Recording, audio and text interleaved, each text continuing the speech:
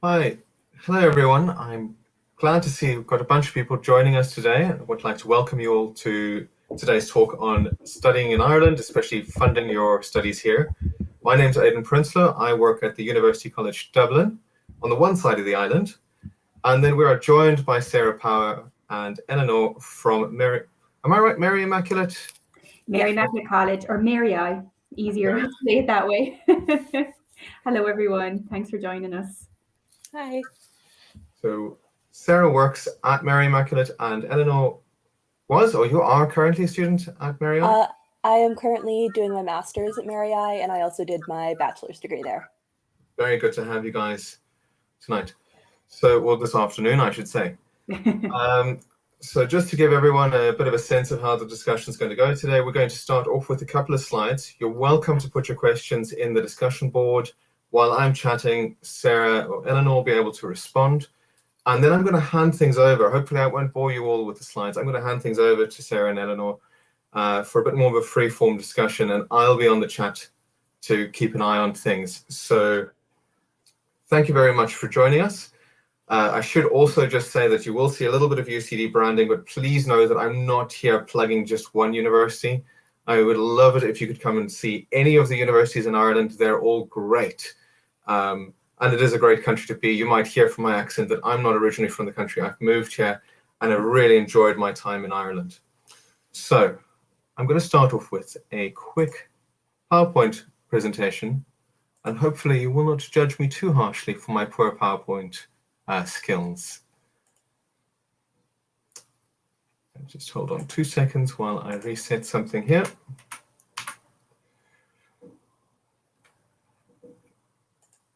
Just a quick second. Oh, I seem to be struggling, so let's try allowing that. Just to the other participants, can you see my screen? Moment, no. All right. So I'm going to try and do this again. Sorry about this. No worries. No, that's wrong. I'm going to have to leave and come in again. I'm very sorry, guys. We'll chat away here in the meantime, and we'll welcome you back in a few minutes. Perfect. Brilliant. Okay, so as Aidan was saying there, myself and Elanor are from Mary Immaculate College in Limerick in the west of Ireland, so the other side of the country from Dublin.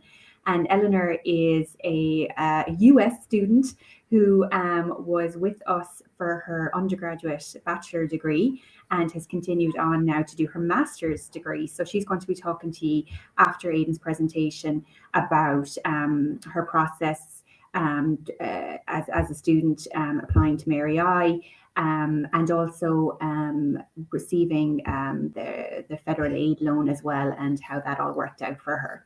So Aidan, if you want to try the presentation again. So I'm going to see if that works now. And there we go. Hopefully that's working now. Yes, yeah, can see it there. So as I say, my name is Aidan Prinsloo. I work at University College Dublin. I'm going to talk a bit about funding your studies in Ireland. Just a bit about myself. My main speciality is federal student loans. Most of you know that as FAFSA, but I can talk about a few other options as well. So very quickly, we're going to talk a bit about what Destination Ireland is like, what it's like to study over here, especially from a financial perspective. We're going to look at a few funding options. I'll have a few tips on finding scholarships. And then we're going to delve a bit into federal student aid and FAFSA at Irish universities. And I would like to ask that you pay a bit of attention over there. It's not as automatic and straightforward as it would be in the US. So you're looking to come to Ireland. If you're wondering, the city in the background over there is Dublin. It's modernized a fair bit. Now, the first thing obviously to say is that Ireland is a middling to more expensive range destination to study at. We do not use the dollar, we use the euro as we're part of the European Union. And I've drawn up a base set of assumptions around what you'd be looking to spend either every week or every month. Now, I should say I'm speaking from a Dublin perspective. The good news is if you're looking to study anywhere else in Ireland, it will be cheaper. But roughly speaking, you're looking to make sure that you have around about €1,800 a month for monthly costs and around about two to 3 grand to cover necessary expenses while you're in Ireland. Now, everyone's going to be different. Some of you might spend a bit more, some of you might spend a bit less, but these are very good rough guides. And when I look at how we talk about things at UCD, we work on a trimester system. I tell students, roughly speaking, you're looking at about €20,000 for 2 trimesters, which is around about $27,000, or €27,000 for 3 trimesters, which can be up to $35,000. I put asterisks over there because it's really important to realize everything depends on the exchange rate. At the moment, the dollar's doing really well, but at the beginning of the year, it wasn't. So we tend to err on the high side when we're doing these estimates, and that way we try not to disappoint people. If you're looking to do a bit of homework yourself, I always recommend have a look at this great website, numbeo.com. There's a cost of living comparison over there. You can enter the city that you're currently living in, enter Dublin, choose your currency, or not just Dublin, any city in Ireland, choose your currency and compare what the prices of things is going to be.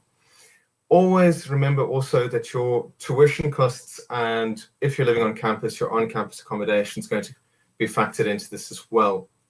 So depending on your program, you may need to factor in between 40 and 50,000 euro per annum. Now, how are you going to fund this? If you are lucky, if you have got a bit of savings, it's always a good idea. This is a good time to use them. You may get a scholarship through your university. You may also be able to get a few other scholarships. I'll chat a bit about that. You'll be happy to know that you can use prepaid plans or 5 to 9 plans while you're in Ireland, depending on the university that you're at.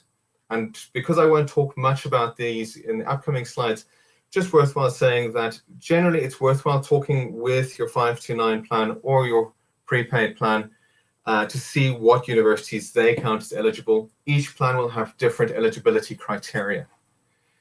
Then some of you may look at private loans. Big thing to remember is that not all private loan providers cater for non-US markets.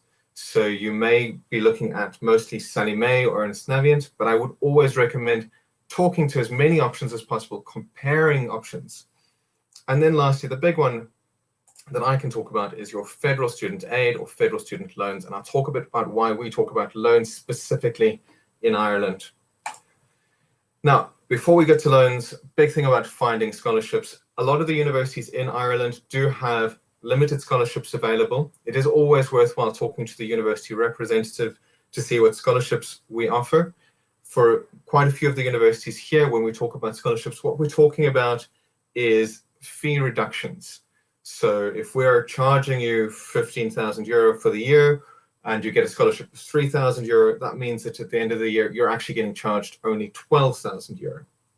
So it's well worth keeping that in mind.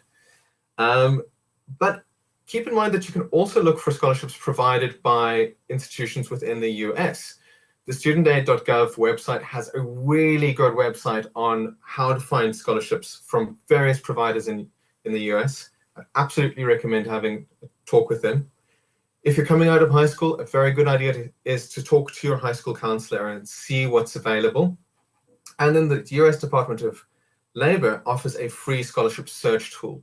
Now, usually that tool provides options only for within the US, but there are options to search for out of US funding. And some institutions within the US will do funding outside of the US as well. Now, from a Fed aid perspective, most universities within Ireland participate in what most people know as FAFSA. This is federal student aid run by the US government. We specifically are only able to offer students William D. Ford direct loans, and these include subsidized loans for undergrad students. unsubsidized loans for either undergrad or postgraduate students, and parent or graduate plus loans. Most students will be borrowing a combination of these three to sort of build up the maximum that they need.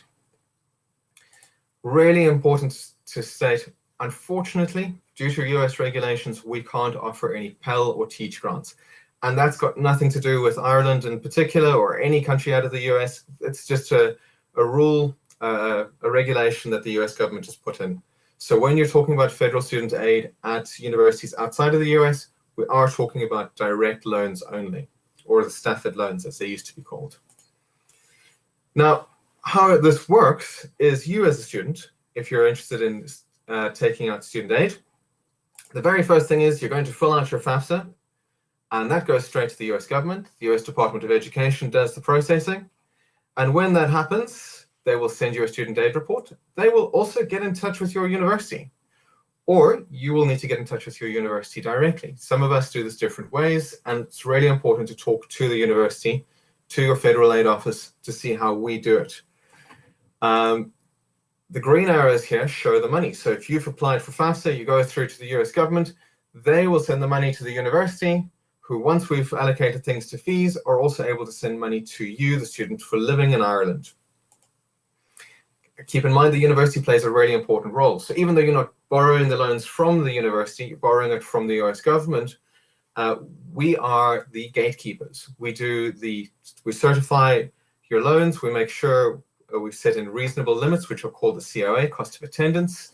We do all the reports to the Department of Education, and we enforce the Department of Education's regulations.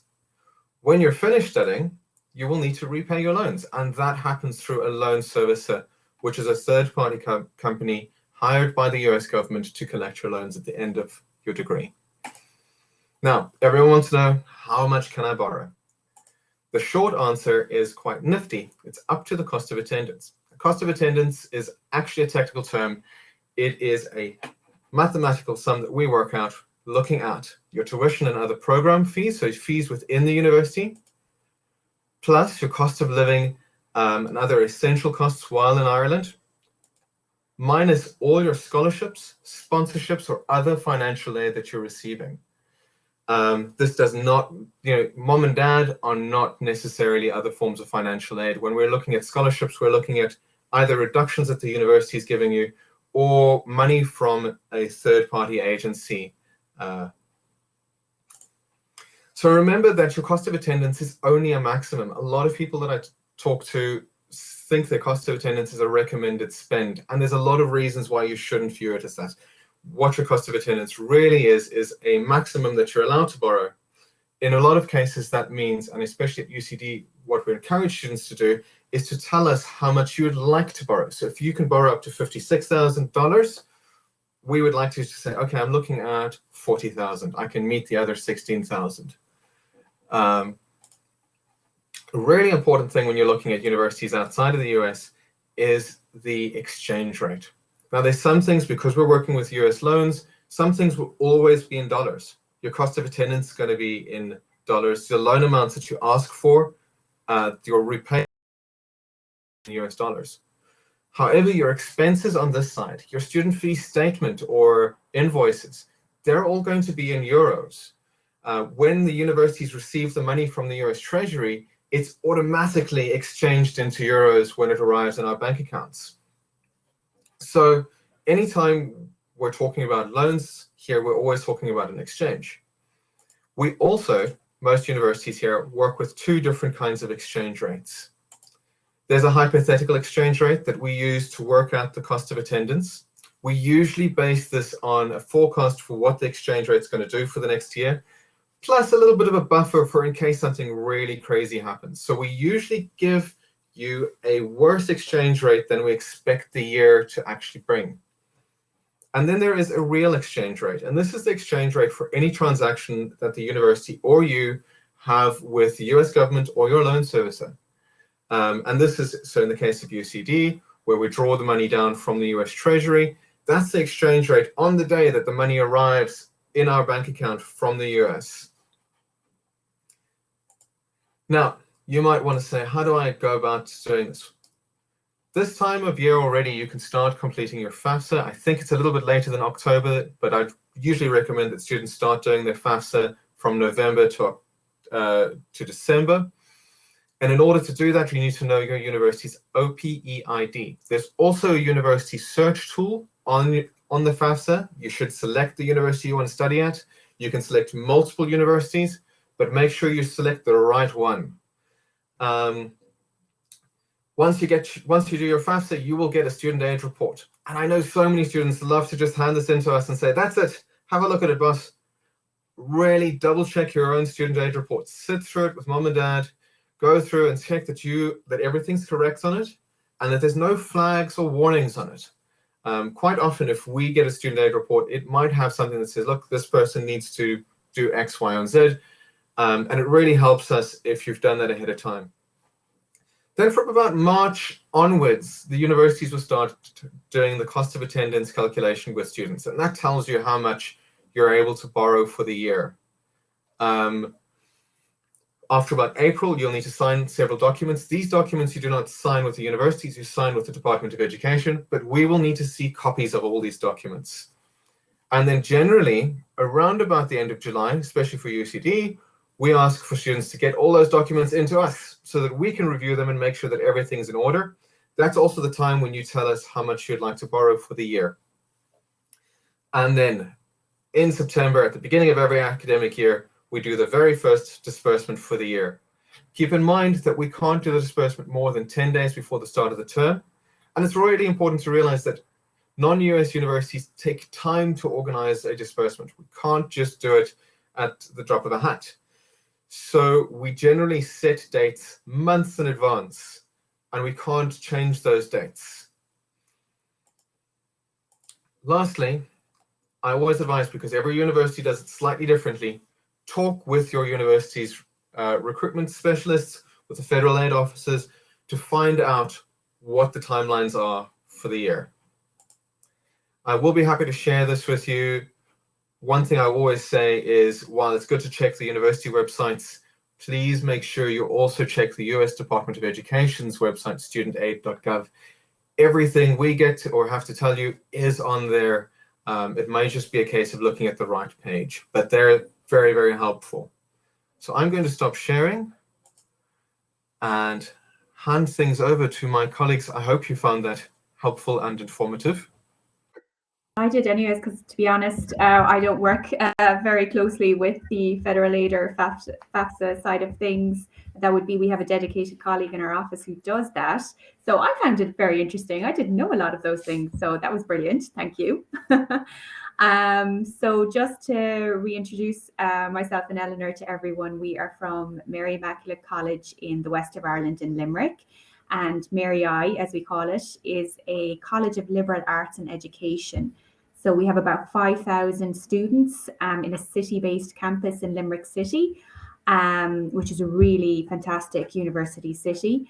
And so because we're a smaller campus, smaller student number, our classroom sizes are that little bit smaller as well, allowing for greater interaction with lecturers and students.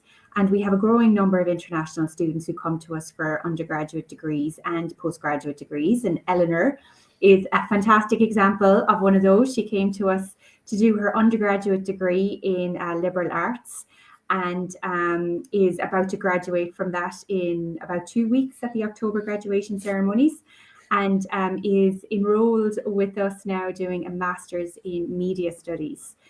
So I'm going to pass you over to Elanor. Elanor, you received federal aid loans, went through the FAFSA process with ourselves, Mary I. So maybe you can speak a bit maybe about how that all worked out for you. Your own experience as a student going through the process. Yeah, of course. So for FAFSA, I had to fill it out as part of one of my high school classes, and I kind of filled it out the first time without knowing what I was going to do. And then once I got accepted to Mary I had to go back and put in all the numbers and whatnot. It was the actual FAFSA itself is a fairly easy process. The hardest part was getting my parents free so I could get all of their tax information. But I did that. I remember it was a little bit difficult to find the right number to put in for the institution, because I think I think I was probably in one of the first batches to do the full degree at Mary I. So I think there were a little bit like I had never done it before. Mary I had never done it before. So it did take a little bit, but we were all understanding that everybody was kind of testing the waters. Yeah, I got my FAFSA loan. I think I chose to borrow about half of the tuition. So I am in a little bit of college debt, but I'm not in near as much as I would be if I had gone to a school in the States, even with all the scholarships that I would have gotten staying there. I also got a private scholarship for my first year from my high school.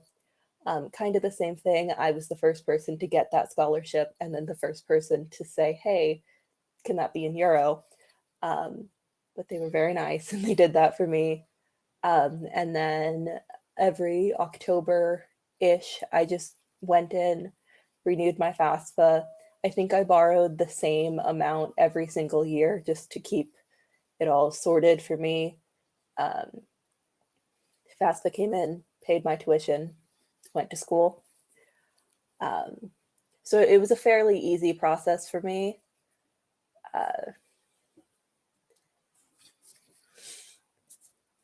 Sorry, froze a little bit there at the end. Sorry. So no worries at all. So it sounds like you said, actually, you were one of our first, I suppose, first full-time undergraduate international students. So like you said, it was a learning process for us as well, but thankfully we have it down completely grand now, and we have a dedicated person in the office working on that, thankfully, because it's a lot of paperwork and I'm not a fan of paperwork. So thankfully we have someone who has a great head for that and can help our international students work through that process. And Elanor, in Limerick, did you find the cost of living manageable while also receiving, like you said, your scholarship or your FAFSA money as well? Did you find you were able to manage, live within your means, but also at the same time live and travel and enjoy life and living in Ireland? Yeah, I did. I also had a fairly healthy savings from working through high school. And then every summer when I go home, I get the same exact job. So I usually come in it with a fairly healthy savings. And I know that if I ever needed it, I can work up to, I think it's 15 or 20 hours a week here. Yeah. Which would be helpful. I haven't done that yet, but I like knowing it's there. I think the worst part was just figuring out how to grocery shop. But once I got that down, I wasn't spending 50 euro at Tesco every week. I've gotten it down to about 30, 25 on a good week. And I'm not much for doing a bunch of things, but if I wanted to, I could have. I go to Galway, I guess went to Galway once or twice a semester because I fell in love with it. Yeah. I've gone on a couple weekend trips because it's fairly inexpensive to travel around Europe. So yeah, I think it was fairly easy.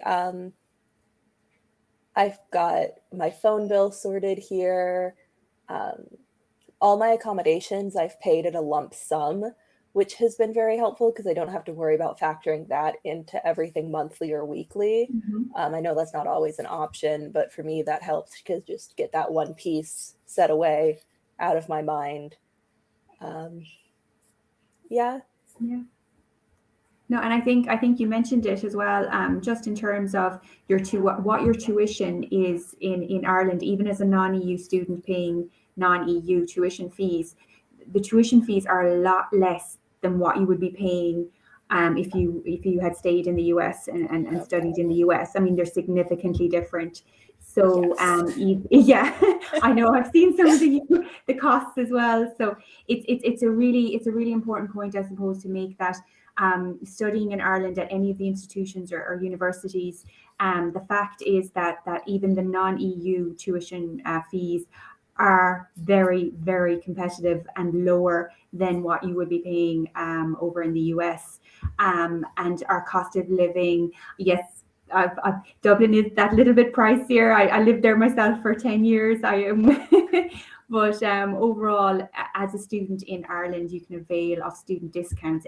All students who have with their student card get up to 15% discounts at cinemas, restaurants, shops, travel, transport. So as a student in Ireland, you are able to avail of a lot of discounts, and live within a budget. You mentioned Elanor as well. Yes, if you are a non-EU student enrolled on a full-time academic program, you are able to work up to 20 hours part-time per week, which then increases to up to 40 hours during the college holidays. So that would be the period of Christmas, between the autumn semester, spring semester, and also then in the summer. So you do have the option, if you wish, to work part-time as well as a student in Ireland. So I think, yeah, like overall, it's an option. I think that maybe more and more US, Canadian students maybe are suddenly realizing, oh, this actually could work out very well in the long term for me, financially, academically, because the quality of education in Ireland is fantastic. And all our degrees are obviously transferable worldwide. And you're living in Europe, you're living in the EU, you're living in Ireland. It's a cultural experience. And students as well, after they finish an undergraduate program, they can stay for up to 12 months working on a visa. And if you finish your postgraduate program, you can then avail of a 2-year stay back visa if you apply for that. So Elanor, I'm not too sure if you might be looking at that perhaps. Yeah, so there's lots of opportunities for students after they finish their full-time studies in Ireland to stay on, to have an opportunity to work, get valuable work experience, earn money, and yeah, continue living anywhere in Ireland, be it Dublin or Limerick or Galway, Cork, anywhere. So yeah. So I think, Elanor, did you have any other final thoughts, or you're happy? I suppose that's a big thing. Are you happy in Ireland? Oh, I love it here. I chose to come back, and I keep choosing to come back. I'm very happy here. I don't want to get too sentimental, but I do think this was the right choice for me. Excellent. And we're delighted to see you back. I'm not sure you'll get rid of me at this point. Oh, no. We'd miss you coming into the office and having the chat. So yeah, I think Aidan, you were keeping up with the questions in the discussion board there, I think, were you? I was. I've got a couple of sort of general questions that have come through. If you don't mind me addressing them. Of course, here. Yeah, absolutely. So the one is about, there's quite a few recurring questions around Canadian federal aid or Canadian student aid. The good news is that most universities in Ireland are eligible for Canadian student aid. The not bad news, the sort of bad news from an answer perspective, is that almost all of it is administered by the Canadian provincial student aid offices. So if you're in Ontario, that would be OSAP. If you're in British Columbia, Student Aid BC. In most cases, they will ask you to fill out forms. You submit everything to your Canadian provincial office, and then they'll give you forms that we need to sign. And I know at UCD, those forms come to me. Now, depending at the university in Ireland that you're at, they may go to the main student registry, or they'll go to the financial aid officer. It's just a case of asking around to see who's the right person for that. The other question that's come in is around the GI Bill Veterans Affairs funding. This is something that's currently up in the air at the moment. Recently, there's been some new laws passed that have made it a lot more onerous for universities outside of the US to remain compliant. So a lot of universities across the world are looking at sort of what we can do to remain compliant.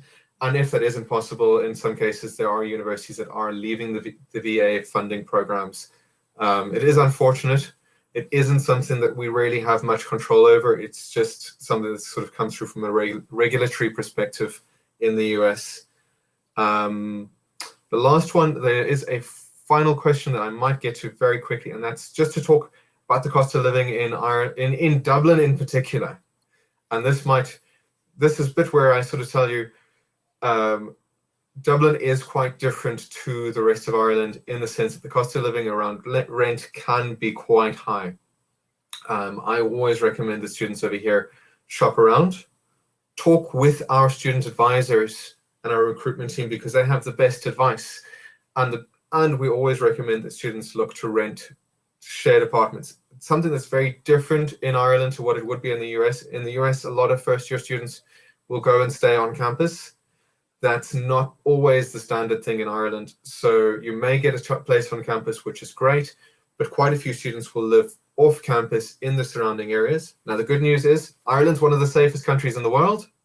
It has a great public transport system, Dublin especially.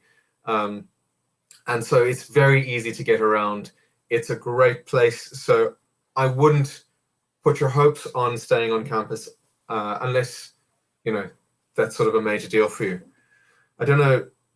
That's a couple of my comments of it. I didn't want to override Elanor or Sarah. It's just a couple of things to add. Oh, no, thanks a million for that. Yeah, because like you said, it is important, I suppose, to note that Ireland is a safe country for international students. We've been welcoming international students for decades. And definitely even last year during the pandemic, we welcomed back international students who were coming back for undergrad programs or they had to come back over to continue their studies. And we had the Government of Ireland through the Department of Education and all of the HEIs, UCD, Mary I, all of us, we worked all together to coordinate a meet and greet service at the airport to welcome the international students, give them information, bring them to dedicated transport to their different locations around Ireland and their accommodation. So they were welcomed and they were able to avail of safe transport during obviously a global pandemic when maybe they might have been otherwise quite nervous or worried about traveling.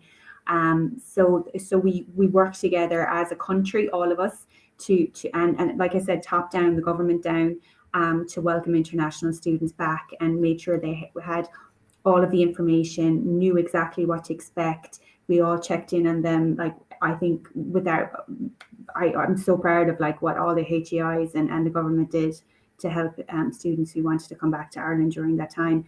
And we're doing well now. We're over 88% of the over 12 population. So all the over 12s, anyone over the age of 12 and up, obviously to the very end, 88% of us are fully vaccinated. And we're looking at all restrictions being lifted on October 22nd. So we are doing really well. We work together well as a country.